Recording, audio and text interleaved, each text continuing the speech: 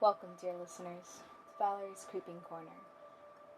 For the next few Sundays leading up until Halloween, I will be reading a few of my own short, scary stories. After the stories, I will have a few announcements to make, but you needn't worry about those until we get there.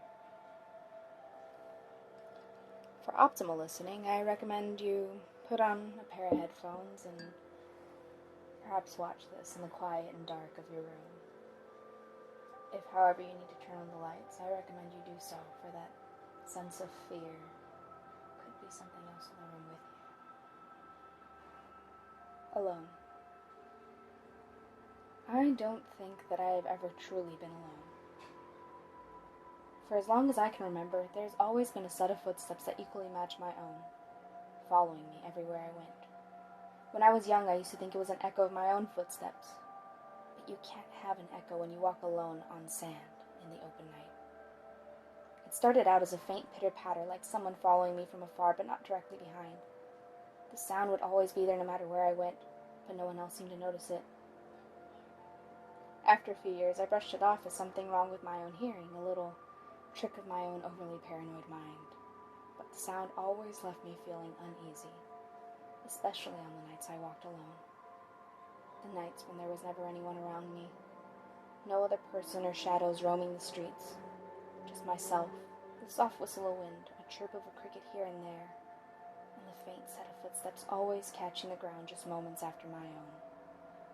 I'd often test these footsteps by stopping all of a sudden or even running, but the sound always followed exactly as my own, only from somewhere I could never find. Recently, though, the steps have sounded closer. Even in the moments I find myself in public with the steps of others rushing all around me, I can hear the sound of these stalking footsteps louder and more distinct than the rest, every day making their way just a little closer than the day before. It makes me almost want to run. But I never do, for fear of how I might look to the people around me, as I'm almost completely sure that the sound is coming from my own mind. However, I now find myself away from prying eyes, as I walk along the ocean cliff edge that leads back to my home, and I feel that odd sense of uncertainty as the hairs on the back of my neck stand on edge as my feet hit the ground, crunching particles of sand underneath my shoes. I can hear it behind me as well, that crunch of feet following a little too closely behind. Every muscle in my body is tense with the urge to run as I continue to convince myself these sounds are only in my mind. The chill of danger rushes through my spine, and I can no longer tell if I am shaking from the cold ocean air or the unnerving sense of fear screaming in my head. I focus on the ground as the trail along the cliff edge begins to narrow. I step over a small pile of twigs and begin to notice how undisturbed this part of the trail has become the longer I stay on it. And then I hear it. That crunch of the twigs I just stepped over.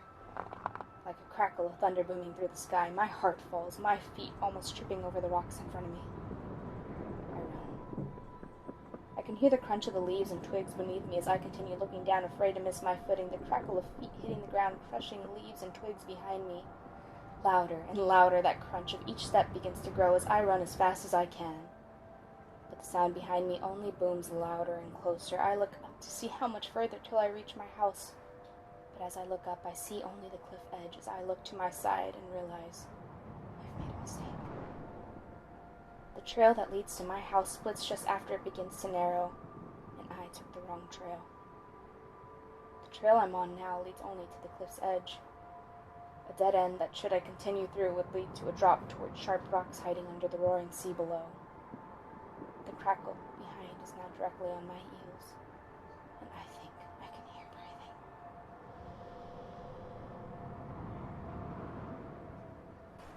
breathing.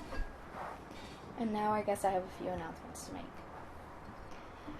I am going to be stopping Vita, mainly due to the fact that when I initially started it, I had done my best to make plans to stay at least a week ahead of myself. However, due to a few events, I haven't been able to keep up with it, and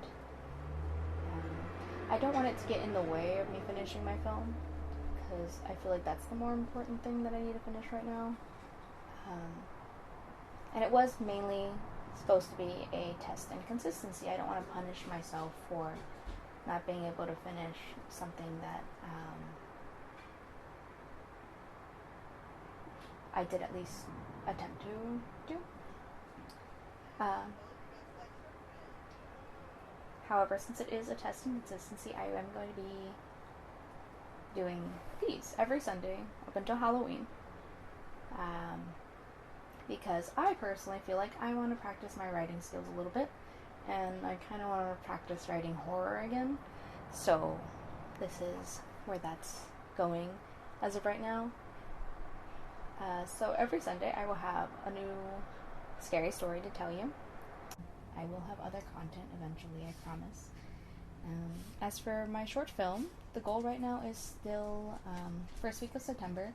So, and it looks like we're still on track to make that. So, yeah, as I get a little bit closer to like just the final days of editing, I'll have an exact date for you.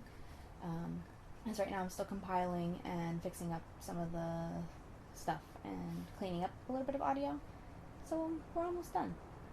And I can't wait to show you guys more content from my weird head.